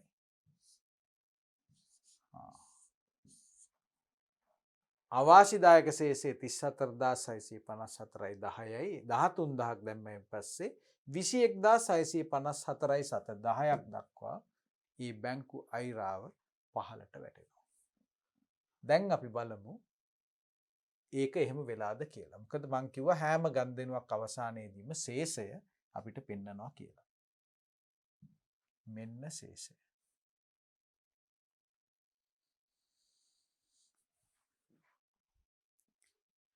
විසිඑක්දා 654යි 7 10යි. 21654යි 10යි. දැක්ක නේද? එමනම් බැංකු තැන්පතුවක් නිසා අයිරාව පල්ලෙහාට වැටෙනවා. ඒක තමයි මේ අපිට මේ ආකාරයෙන් බැංකු ප්‍රකාශය අපිට පෙන්නලා තියෙන්නේ. එහෙමනම් ওই විදිහට අපි විවිධාකාරයේ දේවල් තියෙනවා. හරි? ACH CLR. හරි? මේ චෙක්පත් අංකයක් දාලා තියෙනවා. ඒ කියන්නේ ඒක මොකද්ද? පේමන්ට් සයිඩ් එකේ තමයි 39000 තියෙන්නේ. එතකොට මොකද වෙන්නේ? 21654යි 7 10ක අවාසිදායක ශේෂයක් තවදුරටත් පවතිද්දී ආයතනයේ විසින් තවත් පේමන්ට් එකක් කරනවා 39000කින්. එතකොට මොකද්ද වෙන්නේ? බැංකු අයිරාව නැවත වතාවක් 39000කින් ඉහළ යන්න ඕන. මෙන්න 39000යි 21654යි 7 10යි කියන එක 60654යි 10 දක්වා බැංකු අයිරාව ඉහළට ගිහිල්ලා. දැක්කා නේද? එතකොට මේ විදිහට මෙන්න ආයේ කෑෂ් ඩිපොසිට් එකක් දානවා 10කින් 60000 ආයේ 50000 වෙනවා. ඊට පස්සේ ආයෙත් නැවත වතාවක් 7000ක් දානකොට 43000 වෙනවා. මෙන්න මුදල් තැන්පතු රාශියක් සෑම ගනුදෙනුවක් අවසානයේදීම බැලන්ස් එක පෙන්නනවා. මෙන්න මෙතනට එනකොට මොකද්ද වෙන්නේ? 28454යි 7 10ක අවාසිදායක ශේෂයක් එමු නැත්නම් බැංකු අයිරාවක් නිරූපණය වෙද්දී ඊළඟ දවසේ මොකද්ද වෙන්නේ? රුපියල් 29000ක පේමන්ට් එකක් ලැබෙනවා. අන්න මේ අවාසිදායක ශේෂය ඉක්මවා යන මුදලක් තැන්පත් කරනවා කියලා කියන්නේ වහාම මේ අවාසිදායක ශේෂය රුපියල් 575.90ක වාසිදායක ශේෂයක් දක්වා මේක වෙනස් වෙනවා. එහෙමනම් මුදල් පොතේ ඔන්න ගත්තොත් එහෙම බැංකු ගිණුම කියන ගිණුමේ ශේෂය හර ශේෂයක් බවට පත් වෙනවා මේ ගණදෙනුවත් එක්ක. ඉතින් මෙන්න මේ ආකාරයෙන් බැංකු ගිණුමේ තියෙන ශේෂය හර වෙනවා, බැර වෙනවා, ඒ වගේ විවිධාකාරයේ වෙනස්කම් සිද්ධ වෙන බව තමයි අපිට මේකෙන් නිරීක්ෂණය කරන්න තියෙන එකම සාක්ෂිය. මේ තියෙන්නේ චෙක් බුක් charges. චෙක් පතක් නිකුත් කරලා ඒ වෙනුවෙන් රුපියල් 375ක අය කිරීමක් සිද්ධ කරලා. ඒ වගේම කෑෂ් ඩිපොසිට් කියන එක ආය 12000ක්. ඊට පස්සේ මෙන්න පේමන්ට් එකක්. ACH clear. ඒ කියන්නේ අපි චෙක් පතක් නිකුත් කරනවා කියලා කියන්නේ ඒක නිෂ්කාසනය හරහා ගිහිල්ලා ඒ අපේ ගිණුමෙන් ඒ මුදල ඉවත් වෙලා ඒ මුදල ලැබෙන පුද්ගලයාගේ ගිණුමට ක්‍රෙඩිට් වෙන නිසා ඒ වගේ දෙයක් තමයි මේ විදිහට මේ පෙන්වන්නේ ACH CLR කියලා මේ විදිහට පෙන්වන්නේ. එහෙමනම් OD charges system generated. මේ මොකද්ද? OD. දැන් දැක්කනේ මේ සමහර දවස්වල OD කියලා කියන්නේ overdraft. සිංහලෙන් කියන්නේ බැංකු අයිරාව කියලා. ජංගම ගිණුමක ඕගලන්ට මතක ඇති මම කිව්වා ජංගම ගිණුමක වැඩියෙන් සල්ලි තිබ්බොත් කවදාවත් අපිට පොලියක් නොදෙනවා වුණාට වැරදිලාවත් OD වුණොත් overdraft වුණොත් බැංකු අයිරාවක් බවට පරිවර්තනය වුණොත් අනිවාර්යයෙන්ම පොලියක් අය කරනවා. එහෙනම් අන්න ඒ පොලිය තමයි මේ විදිහට පෙන්වන්නේ. අපි දන්නවා දින ගණනාවක් තිස්සේ මේකේ OD එකක් විදිහට ගිය නිසා ඒ වෙනුවෙන් පොලියක් අය කරලා තියෙනවා රුපියල් 425.79ක. එhmenan අවසාන ගණදෙනුව 8.30 වෙනිදා සිද්ධ වෙනවා. ඊට පස්සේ ව්‍යාපාරේ ගිණුම් ශේෂය කීයද? ගිණුම් ශේෂය විදිහට පෙන්වන්නේ මං හිතන්නේ රුපියල් 10750යි 711ක්. ඊට පස්සේ සාරාංශ ගණදෙනු සාරාංශයකුත් යටින් පෙන්නනවා total deposits 14 items. මේ ඩිපොසිට් ඒවා ඔක්කොම තැන්පත් කරපු ඒවා 14ක් තියෙනවා. මේක පරිගණකයෙන් තමයි මේක ඔක්කොම සකස් වෙලා තියෙන්නේ. ඒක හන්ද මේක අනිවාර්යයෙන්ම 100%ක් නිවැරදි එකක්. පරිගණක පද්ධතියට වරදක් සිද්ධ වෙන්න හේතුවක් නැහැ. යම්කිසි කෙනෙක් වැරදීමකින් ගණදෙනුවක් එන්ටර් කරා නොවුනොත් හැරෙන්න. හරි? එහෙමනම් total deposits 14 items, total withdrawals 7 items. මේ පැත්තේ ගත්තොත් එහෙම 1 2 3 4 5 6යි 7ක් විතර වගේ පෙන්නනවා. ගෙවීම් 7ක් තියෙනවා කියලා තමයි මේක කියන්නේ මේ බැංකු charges අයින් කරයින් පස්සේ. ඉතින් පෙන්නනවා. right? එතකොට මේකේ for clarification if any please contact branch manager. මේ කිසියම් හෝ ගණදෙනුවක් අපිට පැහැදිලි නැත්නම් එහෙම ඒ පිළිබඳ විමසීමක් කරන්න කියලාත් මේකේ දාලා තියෙනවා. දුරකථන අංකයත් දාලා ඇති. එhmenan මෙන්න මේක තමයි අපේ බැංකු ප්‍රකාශයකට උදාහරණයක් විදිහට අපිට මේ ආකෘතිය අපිට පෙන්වන්න පුළුවන්. හොඳයි. එහෙමනම් දැන් අපි දන්නවා ව්‍යාපාරයේ පැත්තෙන් අපි ලෙජර් ගිණුමක් විදිහට බැංකු ගිණුම නඩත්තු කරගෙන යනවා. පවත්වගෙන යනවා. සෑම ගණදෙනුවක්ම එහි සටහන් කරනවා. ලැබීම් හරද, ගෙවීම් බැරද වශයෙන් අපි මේ ගණදෙනු සියල්ල අපි සටහන් කරගන්නවා ව්‍යාපාරයේ පැත්තෙන්. ඒතර ව්‍යාපාරයේ පැත්තෙන් නඩත්තු කරන බැංකු ගිණුම ලෙජර් ගිණුමක් විදිහට තමයි අපි ඒ ආකාරයෙන් අපි මේ වාර්තාවල් තබා ගන්න. එhmenan අපි බලමු මේක කියවලා. ව්‍යාපාරයේ විසින් පිළියෙල කරන බැංකු ගිණුම තුලනය කළ විට ව්‍යාපාරයේ පොත්පත්වලට අනුව බැංකුවේ පවතින මුදල් ප්‍රමාණය අපිට දැනගන්න පුළුවන්. ගිණුම් තුලනය කරන විට කාලච්ඡේදයේ අවසානයේදී අපි අර T account එක අපි හර සහ බැර වශයෙන් තියෙන ගිණුම අපි තුලනය කරොත් අපිට බොහෝ විට හර ශේෂයක් ලැබෙන්න පුළුවන්. අයිරාවක් විදිහට අපි මේක පාවිච්චි නොකරා නම්. එhmenan ශේෂය අපිට ලැබෙනවා. එතකොට අපිට අර බැංකුව විසින් අපි සිද්ධ කරපු ගනුදෙනු බැංකුවේ නිරූපණය වෙන ආකාරයට අපිට එවනවා බැංකු ප්‍රකාශයක්. බැංකුව විසින් එවනු ලබන බැංකු ප්‍රකාශයෙහි බැංකුවේ පොත්පත්වලට අනුව ව්‍යාපාරයට අයත් ගිණුමේ පවතින ශේෂය කොපමණද කියලා පෙන්නනවා. අර අපි ඉස්සර දැක්ක විදිහට. දැන් අර මං කිව්ව විදිහට න්‍යායාත්මකව මේ ශේෂයන් දෙක සමාන වෙන්න ඕනද නැද්ද? ඕන වෙන්න එසේ අවශ්‍යයි. හැබැයි ඒක එසේ වෙන්නේ නැති බව මම ඕගලන්ට පෙන්නලා දුන්නා. මොකද මේකට විවිධ හේතුන් තියෙනවා. එක හේතුවක් තමයි අර මම පෙන්නන්නේ.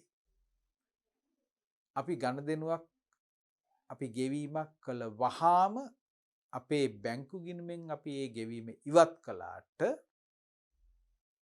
මම කියන්නේ බැංකු ගිණුම කියලා මම එතන අදහස් කරේ ව්‍යාපාරයේ ඇතුලේ තියෙන ලෙජරේ තියෙන බැංකු ගිණුම. ඒ ගෙවීම සිදු කළ වහාම මගේ බැංකුවේ තියෙන මුදල් ටික අර ඒ ගෙවීම් ලාභියාගේ account එකට ඒ මොහොතේම යන්නේ නැහැ. ඔය ආකාරයෙන්ම අපි චෙක් පතක් තැන්පත් කරත් ලෙජර් ගිණුමේ අපි ඒක ලැබීමක් විදිහට ලෙජර් ගිණුම හර කරත් අපිට ඒ මොහොතේම බැංකුවට ඒ මුදල් ටික එන්නේ නැහැ ප්‍රායෝගිකව අපි ඒක හොඳින්ම දන්නවා. ඒක නිසා න්‍යායාත්මකව මේ දෙක සමාන වෙන්න ඕන. හරි? එහෙනම් ඒක වෙන්නේ කොහොමද? ජංගම ගිණුමට අදාළ සියලුම ගනුදෙනු දෙපාර්ශවයම සටහන් කළේ නම් මෙම අගයන් දෙක එකිනෙකට සමාන විය යුතුය. මෙම අගයන් දෙක කියලා කියන්නේ මේ ශේෂ දෙක සමාන වෙන්න ඕන කියන එක තමයි පෙන්වන්නේ. ඒ වුණාට ප්‍රායෝගිකව ව්‍යාපාරයේ පොත්වල බැංකු ගිණුමේ දක්වන ශේෂය සහ බැංකු ප්‍රකාශයේ දක්වන ශේෂය එකිනෙකට වෙනස් වෙනවා. ප්‍රායෝගිකව කියලා කියන්නේ ඇත්තටම කරුණු කාරණා සිද්ධ වෙන පිළිවෙල. ඒ අනුව මේ දෙකේ කවදාවත් අපිට සමාන ශේෂයන් දකින්න බොහෝ විට අපිට අවස්ථාවක් ලැබෙන්නේ නැහැ ගනුදෙනු රාශියක් සිද්ධ වෙන ආයතනයක. මේ දෙක ශේෂයන් දෙක එකිනෙකට වෙනස් වෙනවා. මොකක්ද ඒකෙන් අදහස් කරන්නේ? ව්‍යාපාරයේ පොත්පත්වල තියෙන ශේෂය නෙමෙයි බැංකුවේ ශේෂයේ විදිහට පෙන්නන්නේ. මොකද්ද මේකෙන් අදහස් කරන්නේ? ඒ කියන්නේ මේක ගිණුම් වැරදිද? බැංකුව වැරදිද? එහෙම නැත්නම් බිස්නස් එක වැරදිද? ඇයි මෙහෙම වෙනසක් සිද්ධ වෙන්නේ? එසේ වෙනස් වන්නේ සලකා බැලන කාලච්ඡේදය තුල ව්‍යාපාරයේ පොත්පත්වල බැංකු ගිණුමේ සටහන් කර ඇති සමහර අගයන් බැංකු ප්‍රකාශයේ සටහන් වී නොතිබීමත් බැංකු ප්‍රකාශයේ සටහන්ව ඇති තවත් සමහර දේවල් ව්‍යාපාරයේ පොත්පත්වල ගිණුම්වල සටහන් වී නොතිබීමත් නිසාය. ඒක එහෙම වෙන්න පුළුවන්ද? මේකෙන් කියනවා එක් පාර්ශවය තුල සිද්ධ වෙන එක පැත්තකින් පෙන්වන සියලුම දේවල් අනිත් පැත්තේ නොපෙනෙන්න පුළුවන්. අන්න ඒවට හේතු වෙන ඒ ගනුදෙනු නිසා තමයිලු මේ ශේෂයන් දෙක සමාන වෙන්නේ නැත්තේ. ඒක එහෙම වෙන්න පුළුවන්. මම මේ වෙන විටත් ඔයගොල්ලන්ට උදාහරණ කීපයක් දුන්නාර ගෙවීමක් සිද්ධ කරනකොට. මම තවත් දෙයක් කියන්න. ඒ අපි සලකා බලපු උදාහරණය තමයි ව්‍යාපාරයේ විසින් කරපු ගෙවීමක් බැංකුව තාම ගෙවීමක් විදිහට සටහන් කරලා නැති නිසා. මොකද ඒ චෙක් පත අපි නිකුත් කරාට තාම චෙක් පත ලැබුණු එක්කෙනා බැංකුවට ඒක ඉදිරිපත් කරලා තමාගේ ගිණුමට ඒ සල්ලි ටික මාරු කරගෙන නැහැ. සමහර වෙලාවට ගිණුමට ඒක තැන්පත් කළත් අර චෙක්පත් නිෂ්කාසන ක්‍රියාවලියට තවත් දවසක් දෙකක් යන නිසා තවදුරටත් අපේ ගිණුමේ වැඩි ශේෂයක් තියෙන්න පුළුවන්. ඒ වගේම අපි මෙහෙම දෙයක් අපි හිතමු අපේ අයිරාවට අර අය කරලා තිබ්බ පොලිය. පොඩි පොලියක් අය කරලා තිබ්බනේ. එතකොට ඕක පෙන්වන්නේ මාසේ අන්තිමට මේ හැම දවසකටම අදාළ පොලි ටික ඔක්කොම එක එක දවසේ ඒවා එකතු කරලා අපි එකක් විදිහට තමයි පෙන්වන්නේ මාස අන්තිමේදී මොකද්ද පෙන්වන්නේ OD ඉන්ට්‍රස්ට් එකක් කියලා පෙන්වනවා. අපි දැක්කා නේද මේ OD charges system generated 425/779.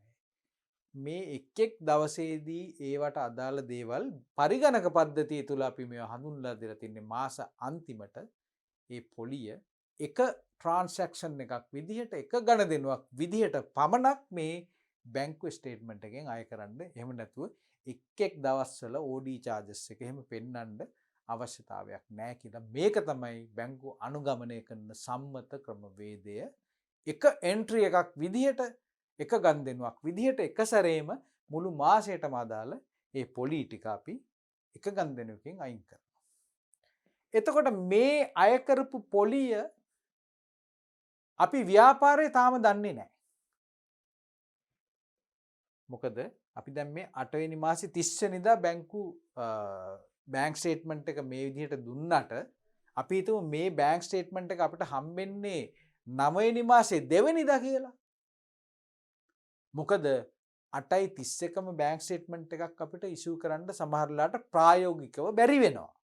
මොකද අපි දන්නවා මාසයක් අවසානයේදී පරිගණක පද්ධතිය ඔක්කොම යාවත් කාලීන කරලා මේ ස්ටේට්මන්ට් එක ජෙනරේට් කරාට ඒකට කාලපමාවක් තියෙනවා මේ ස්ටේට්මන්ට් එක අපිට ව්‍යාපාරයට එහෙම නැත්නම් ගණදෙනුකරුට මේක නිකුත් කරන්න. තව දවසක් දෙකක් ගිහිල්ලා තමයි මේ ස්ටේට්මන්ට් එක අපිට හම්බෙන්නේ. එතකොට මේ ස්ටේට්මන්ට් එකේ මෙන්න මේ පොලිය දකින්නකල් අපි දන්නේ නැහැ ගිය මාසයේ OD එකට එහෙම නැත්නම් බැංකු අයිරාවට කොච්චර පොලියක් ගහලා තියෙනවද කියලා. එහෙමනම් අපි ව්‍යාපාරයේ පැත්තෙන් ගත්තොත් එහෙම 8 වෙනි මාසේ 30 වෙනිදා මේ විදිහට අපි මේ පොලි විදිහට මුදලක් අපි අයින් කරලා නැහැ. ඇයි අපි ඒක දැනන් හිටියේ නැති නිසා. ඒක අපි දැනගන්නේ 9 වෙනි මාසේ 2 වෙනිදා. උදාහරණයක් විදිහට, උපකල්පනයක් විදිහට. ඒතර අපි මේක කාලපමාවක් එක්ක තමයි මේ පොලිය අපි අපේ බැංකු ගිණුමෙන් අපි ඉවත් කරන්නේ. එහෙම නැත්නම් බැංකු ගිණුම බැර කරන්නේ. එහෙමනම් සෑම දිනයකම අවශ්‍යයෙන්ම මේ ශේෂයන් දෙක සමාන වෙන්නේ නැහැ කියලා අපි හොඳ ආකාරවම එහෙමනම් දන්නවා. ඒක තමයි මේ ඡේදයේදී අපි කියන්නේ මේ ශේෂයන් දෙක බොහෝ විට එකිනෙකට වෙනස් කියලා. එසේ වෙනස් වන්නේ සලකා බලන කාලච්ඡේදයේ තුල ව්‍යාපාරයේ පොත්පත්වල බැංකු ගිණුමේ සටහන් කර ඇති සමහර අගයන් බැංකුවේ සටහන් නොවී තිබීමත් බැංකු ප්‍රකාශයේ සටහන් ඇති සමහර අගයන් ව්‍යාපාරයේ සටහන් වී නොතිබීමත් නිසාය. දෙපැත්තෙන්ම තියෙනවා. බැංකුව දන්න සමහර දේවල් ව්‍යාපාරයේ තාම දන්නේ නැහැ. ව්‍යාපාරයේ දන්න සමහර දේවල් බැංකුව තාම දන්නේ නැහැ. ඒක සිද්ධ වෙන්නේ කාලපමාවක් සමග. ඒක නිසා බැංකු ගිණුමේ තියෙන ශේෂයත් ව්‍යාපාරයේ බැංකු ලෙජරේ තියෙන ශේෂයත් බැංකු ගිණුම කියලා කිව්වේ ඇත්තටම බැංකුවේ තියෙන භෞතික ශේෂයත් ව්‍යාපාරයේ ලෙජරයට එක්ක තියෙන ශේෂයත් අසමාන වෙනවා බොහෝ විට. එමනම් පාලන මෙවලමක් විදිහට ඇත්තටම මේ බැංකුවේ තියෙන ශේෂය කොච්චරද? ඒ වගේම ඒ ශේෂයන් දෙක වෙනස් වෙන්න කුමන හේතු බලපෑවාද? ඒ හේතු අතර තියෙනවද යම් යම් වැරදි නිවැරදි කිරීම. උදාහරණයක් විදිහට අපි හිතමු මුදල් ව්‍යාපාරයේ පැත්තෙන් ලෙජරේ අපි එකම ගනුදෙනුව වැරදිලා දෙපාරක් අපි පරිගණක පද්ධතියට දානවා. එතකොට එකම ගනුදෙනුවට බැරසටහන් දෙකක් වැටෙනවා. එකම චෙක් පත ඩුප්ලිකේට් වෙලා ව්‍යාපාරේ මොකද්ද වෙන්නේ? ගෙවීමක් නම් බැර වේවා දෙකක් වෙනවා රුපියල් 10000ක් කියලා හිතමු. 10000 වෙනුවට 10000 ඒවා දෙකක් කියන්නේ 20000ක් බැර වෙනවා. එතකොට මොකද්ද වෙලා තියෙන්නේ? ව්‍යාපාරයේ ලෙජරේ වැරදිලා. ඒක මේ අපි විසින් කරපු මිස්ටේක් එකක්. අපි විසින් කරපු වරදක්. නමුත් බැංකුවට යන්නේ එක ගෙවීමයි. එහෙමනම් බැංකු ප්‍රකාශයේ තියෙනවා එක ශේෂයක්, ව්‍යාපාරයේ පැත්තේ තියෙනවා තවත් වෙනස් ශේෂයක්. අර වැරදීම නිසා ඒ ශේෂයන් දෙක අසමාන වුණා වෙන්නත් පුළුවන්. මේ ආකාරයෙන් මේ දෙක වෙනස් වෙන්න විවිධ හේතුන් තියෙනවා. එමනම් අපි මේ හේතුන් හඳුනගෙන සමහර වෙලාවට අපි හිතමු මොනවා හරි යාවත්කාලීන කරලා නැත්තම් අපි බැංකු ගිණුම අපි අර උදාහරණයක් විදිහට අර OD ඉන්ට්‍රස්ට් එක එහෙම නැත්තම් අයිරා පොලිය තාම අපි දන්නේ නැහැ. බැංකු ප්‍රකාශය ආවයන් පස්සේ අපි මේ පිළිබඳව දැනගන්නවා. ඒ දැනගත් වහාම අපි ඒ පොලිය අපි බැංකු ගිණුමටත් අපි ඒක සටහන් කර ගන්න ඕනේ. ඒක තමයි නිවැරදි බව. ඒක නිසා මේ ශේෂයන් දෙක නිරන්තරයෙන්ම අපි සංසන්දනය කරමින් යම් යම් නිවැරදි කිරීම සිද්ධ කරන්න ඕන නම් ඒ නිවැරදි කිරීම සිදු කරන්න ඕන. ඒ වගේ අඩුම තරමින් අවම වශයෙන් කාලච්ඡේදයක් අවසානයේ මාසයක් අවසානයේවත් ව්‍යාපාරයක් විසින් මේ බැංකු සැසඳුම් ප්‍රකාශය සකස් කිරීම තමයි ප්‍රායෝගිකව සිද්ධ වෙන්නේ. ඒක නිසා පාලන මෙවලමක් විදිහට මේ ශේෂයන් වෙනස් වීමට හේතු පිළිබඳ නිරන්තරයෙන් අපි අවබෝධයෙන් සිටිය යුතුයි. ඊට පස්සේ අවශ්‍ය නිවැරදි කිරීම සිදු කළ යුතුයි.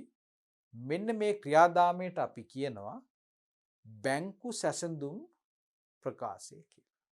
බැංකු සැසඳුම් ප්‍රකාශය. ඒ කියන්නේ සැසඳුම් කියලා කියන්නේ සංසන්දනය කිරීමක් අපිට සිද්ධ කරන්න ඕන. ඒ කියන්නේ සංසන්දනය කරන්නේ ව්‍යාපාරයේ ලෙජරේ පැත්තෙන් තියෙන ශේෂයත් ඇත්තටම බැංකුවේ බැංකු ප්‍රකාශයේ තියෙන ශේෂයත් අපි සංසන්දනය කරලා සියලුම ගණදෙනු අපි නිවැරදි ආකාරයෙන් මේ දෙපැත්තේ සටහන් වෙලා තියෙනවාද එහෙම සටහන් වෙලා නැති ගණදෙනු අපි නිවැරදි ආකාරයෙන් සටහන් කරගෙන ඊට පස්සේ ඒ ශේෂයන් දෙක වෙනස් වීමට අදාළ අනෙකුත් හේතු පිළිබඳ අවබෝධයකින් යුක්තව අපි මේ ශේෂයත් අනිත් ශේෂයත් ඒ වෙනස් වන හැටි නිවැරදි ආකාරයෙන් අපි විද්‍යානුකූලව අපිට පෙන්වන්න පුළුවන් දේ තමයි අපි මේ බැංකු සැසඳුම් ප්‍රකාශය සකස් කිරීමෙන් අපි අදහස් කරන්නේ.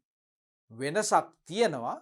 ඒ වෙනස හරියටම සිද්ධ වෙන්නේ මෙන්න මේ ගනුදෙනු නිසා කියලා අපි ඊටමත් නිවැරදි ආකාරයෙන් අපි ක්‍රමානුකූලව තේරුම් ගන්න පහසු විදිහට අපි පෙන්නන එහෙම සකස් කරන අභ්‍යාසය එහෙම නැත්නම් ඒ ප්‍රකාශයට තමයි අපි කියන්නේ බැංකු සැසඳුම් ප්‍රකාශය කියලා.